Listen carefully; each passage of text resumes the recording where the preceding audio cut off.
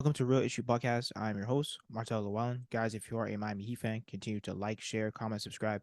Thank you for all the support. If you're an NBA fan, subscribe to the channel, and thank you for all the support. So Shams, he reported that Bam Adebayo has been playing through a hamstring injury, and he's been trying his best to be available.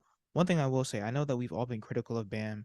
He's not necessarily putting up the numbers that we would like. In my opinion, for the Miami Heat to really go far, I think that he has to at least average 20 and 10 at least.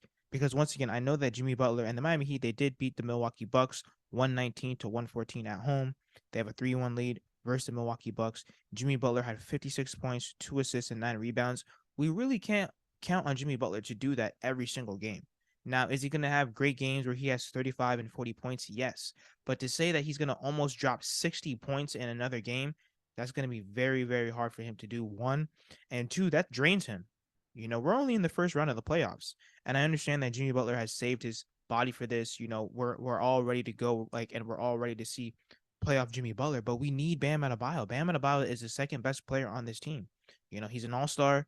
He's a guy that says that he wants to be one of the best Miami Heat players of all time. He wants to be in the same conversation as Alonzo Mourning, Dwayne Wade, Udonis Haslem, and those things are great, and I think he can.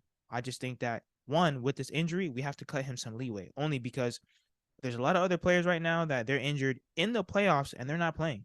And I know that Bam Adebayo, he's been dealing with a few knick-knack injuries, and he's not complaining about it. You'll never hear the Miami Heat come out and say, oh, yeah, he's dealing with this, he's dealing with that. No, he just plays through it. But, obviously, Shams, he's going to figure out all these little details throughout the, back channels of the NBA.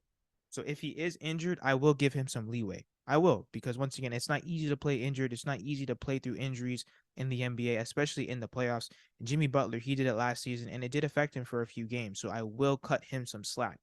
However, once again, we still need him to be the second best player on this team. No Tyler Hero, no Victor Oladipo. There's not really that much self creation on this team. Just look at the box score last night. Kevin Love, he had 6 points. Gabe Vincent, he had 10 points. Robinson had 9 points. Kyle Lowry had 6 points. Haywood Highsmith, 3 points. And Cody Zeller, 2 points. Overall, that's not really that much help for Jimmy Butler. I know Bam Adebayo had 15, 2 and 8. Caleb Martin, he had 12, 1 and 9. But once again, we're going to need a little bit more, in my opinion, from Bam Adebayo to close out the series. I think he's able to do it. He did it in the first half of this season. He was definitely more healthy then than he is now, and he did carry us for the first half of the season. Like, there's no doubt about that. He did carry the Miami Heat, and I will give him his flowers. Once again, I think that Bam Adebayo, he is untradeable.